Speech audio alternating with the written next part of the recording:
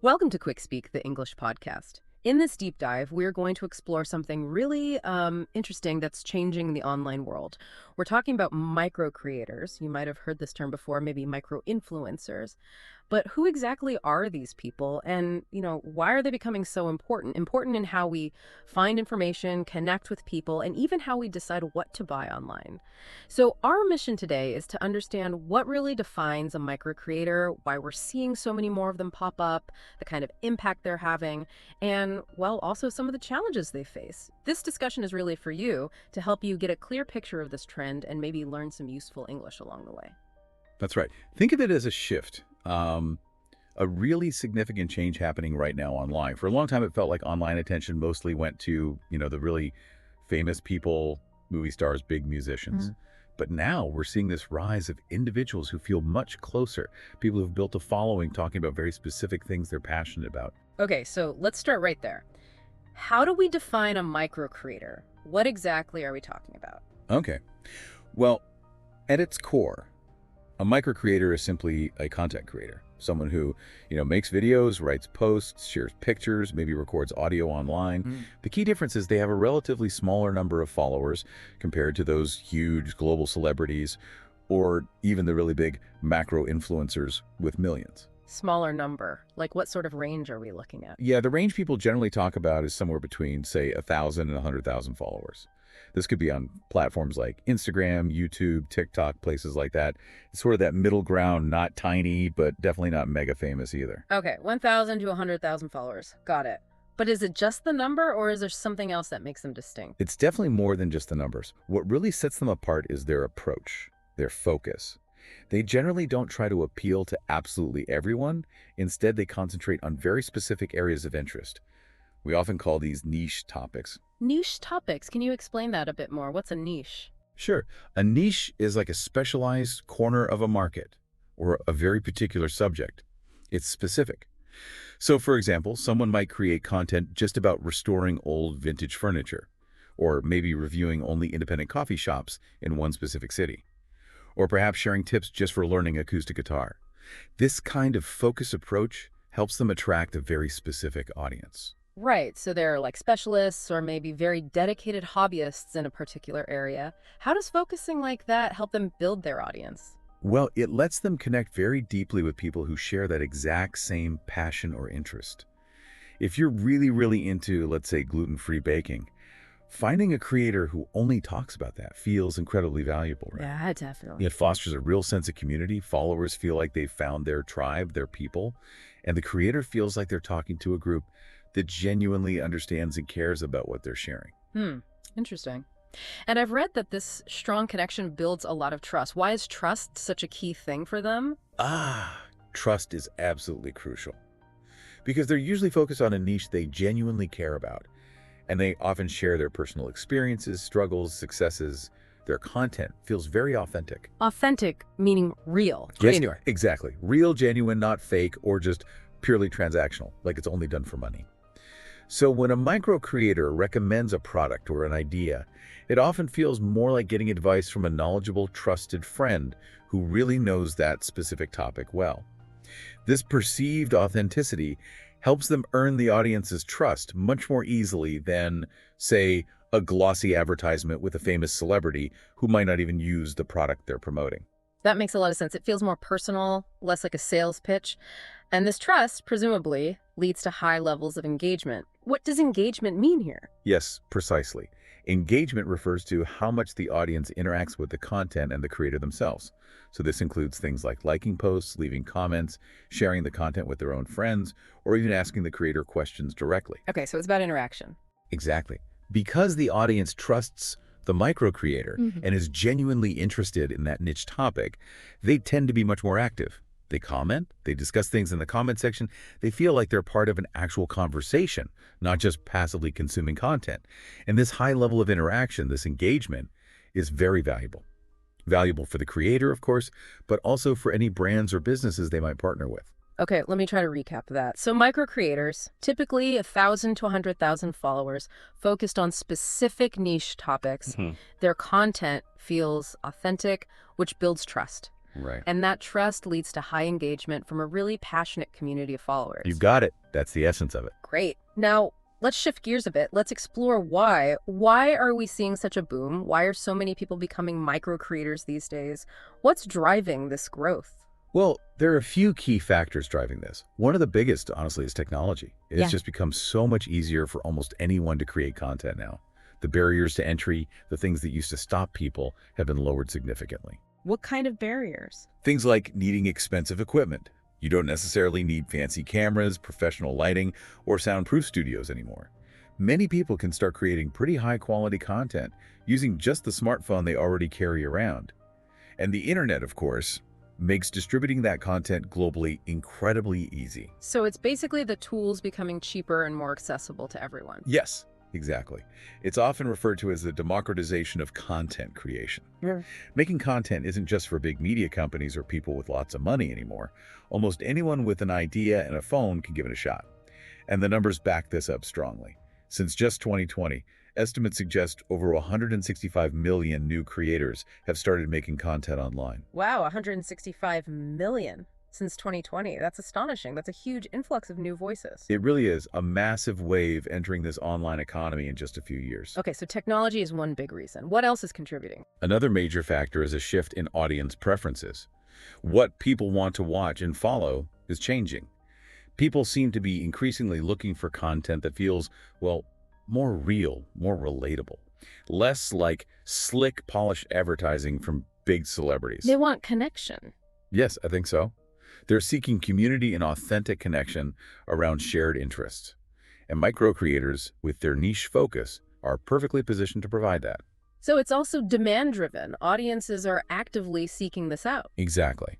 And we see examples playing out globally. If you look at somewhere like India, for instance, micro-influencers have become incredibly influential in shaping consumer buying decisions. This really suggests that audiences are tuning into these smaller, more relatable voices when they're thinking about buying something. And you mentioned local languages too. Yes, that's another important layer, especially in diverse markets like India. Micro creators are often producing content in local languages and dialects. This allows them to connect with audiences on a much deeper, culturally relevant level than a generic global celebrity campaign ever could. That makes sense. Feeling understood in your own language is powerful. What about from the business side? Are there advantages for companies working with these creators? Oh, absolutely. For businesses, particularly smaller businesses, startups, or maybe companies with tighter marketing budgets, working with micro creators is often much more cost-effective than hiring a huge celebrity. Cheaper, basically. Significantly cheaper, usually. And beyond just cost, they can reach a very specific, highly targeted group of potential customers, that niche audience we talked about, without wasting money reaching people who aren't interested. It's a very efficient way to focus marketing efforts. So better targeting for potentially less money. Instead of a wide net, it's more like a fishing spear. That's a good way to put it. It's about the quality of the audience reach, not just the sheer quantity. Businesses often find they get a better return on their investment by connecting with a smaller but passionate and engaged niche audience through a trusted micro creator. Okay. And you mentioned their business style. How do they operate? Yeah, micro creators often operate like small, agile businesses themselves. They can adapt very quickly to new trends or respond directly to feedback from their followers because they're usually just one person or a very small team. They're in constant conversation with their audience. So they can pivot fast, like little speedboats compared to big ships. Exactly. They're nimble.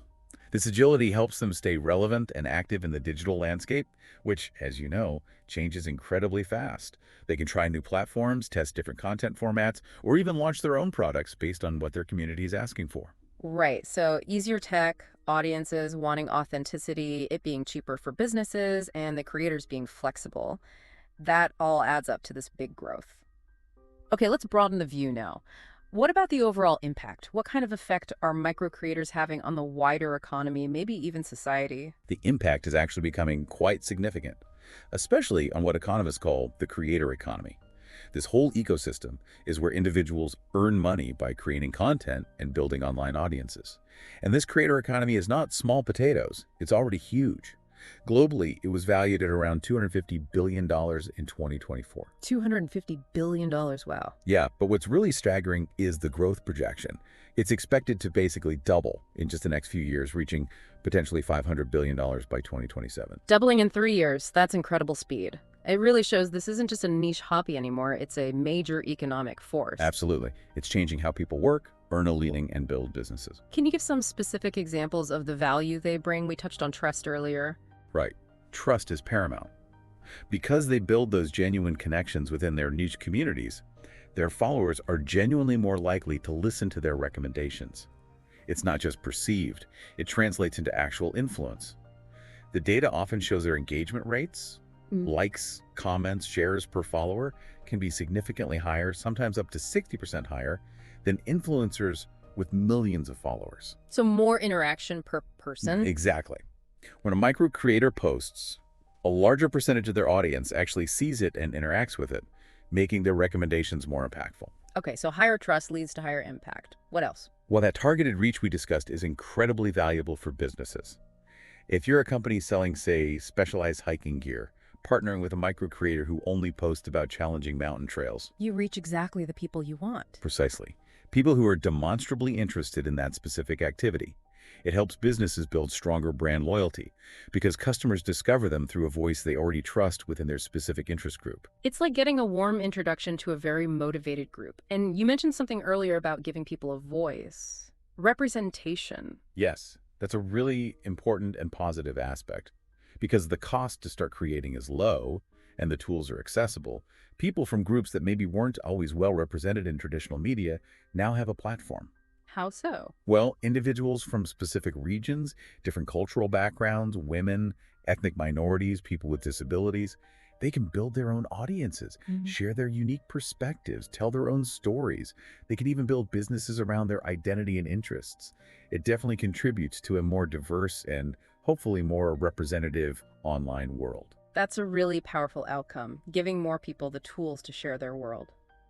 Okay, so we've looked at what they are, why they're growing, and the positive impacts. But realistically, it can't all be easy. What kind of difficulties or challenges do micro creators typically face? No, it's definitely not all smooth sailing. There are significant hurdles.